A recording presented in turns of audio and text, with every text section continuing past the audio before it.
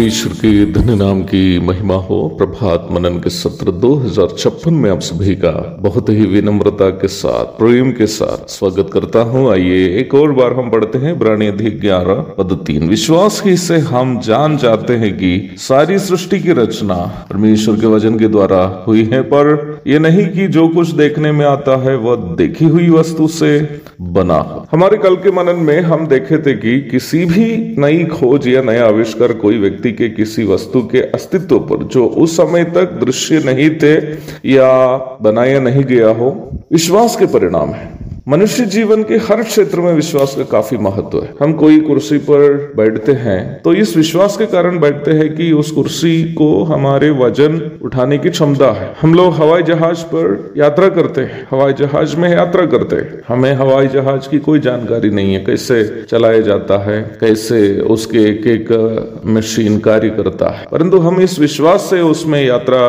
करते हैं कि इस हवाई जहाज को हमें मंजिल तक पहुंचाने की क्षमता है। कहने का मेरा तात्पर्य यह है कि विश्वास दैनिक जीवन में हमारे लिए एक अनिवार्य बात है। जीवन के हर क्षेत्र में विश्वास का लागूकरण जाने अनजाने होता है। प्रारंभ में पढ़ी गई पद में लेखक कहता है कि हम मसीही विश्वासी विश्वास ही से जान जाते हैं कि सारी सृष्टि की रचना परमेश्वर के वचन के द्वारा हुई है, और आगे कहता है कि पर यह नहीं कि जो कुछ देखने में आता है वह देखी हुई वस्तुओं से बना हो। अर्थात जितनी भी दिखने वाली वस्तु को हम देखते हैं वो भी कोई अनदेखी वस्तु से, अर्थात जो दृश्य नहीं है, सृष्टि की गई है। कई मसीही विश्वासियों की भी सोच यह है कि सृष्टि के संबंध में बाइबल में बताई गई बातें वैज्ञानिक परिप्रेक्ष्य में साबित करना मुश्किल है, पर मेरी समझ से विज्ञान के बुनियादी नियमों से परिणाम सिद्धांत अथवा एवोल्यूशन थियरी जितना मेल खाता है, उससे अधिक सृष्टि की बाइबल परिभाषा ही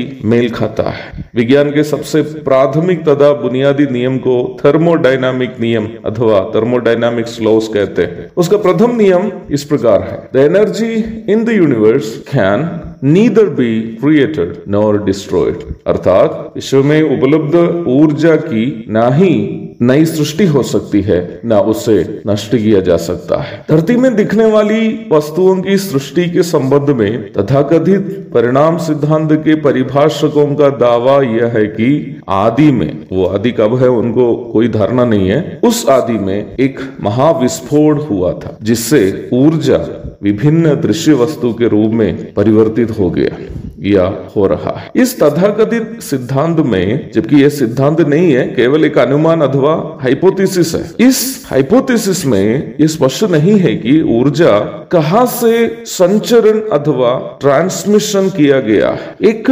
अंदाजा में कहता है कि एक विस्फोट हुआ, उस विस्फोट से ऊर्जा का संचरण अलग अलग वस्तु की ओर हुआ है। अर्थात ये केवल एक अनुमान है, परंतु बाइबल इस बात को स्पष्ट करती है कि क्योंकि उसी में सारी वस्तुओं की सृष्टि हुई, स्वर्ग की हो अथवा पृथ्वी की, देखी या अनदेखी, या सिंहासन, क्या प्रभुताएं, क्या प्रधानताएं, क्या अधिकार, सारी वस्तुएं उसी के द्वारा अर्थात परमेश्वर के द्वारा और परमेश्वर के लिए सृजी गई है। वही अर्थात परमेश्वर सब वस्तुओं में प्रथम है और सब वस्तुएं उसी में स्थिर रहती है। कुलोसी अध्याय 1 पद 16 और 17। अर्थात बाइबल कहती है कि ऊर्जा पहले से परमेश्वर में था और वही सबसे प्रथम है। निस्संदेह बाइबल स्पष्ट करती है कि सारी वस्तुओं की सृष्टि के लिए उपयोग किया गया वो ऊर्जा परमेश्वर से ही संचरण किया गया है। अर्थात ऊर्जा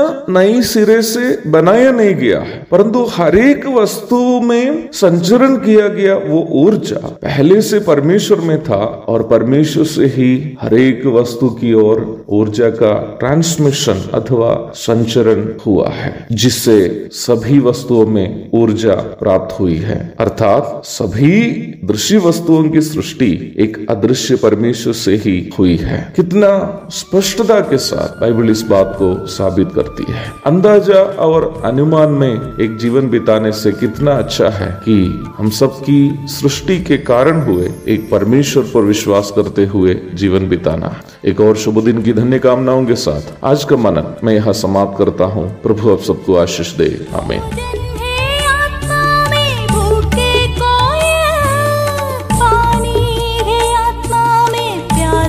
कोई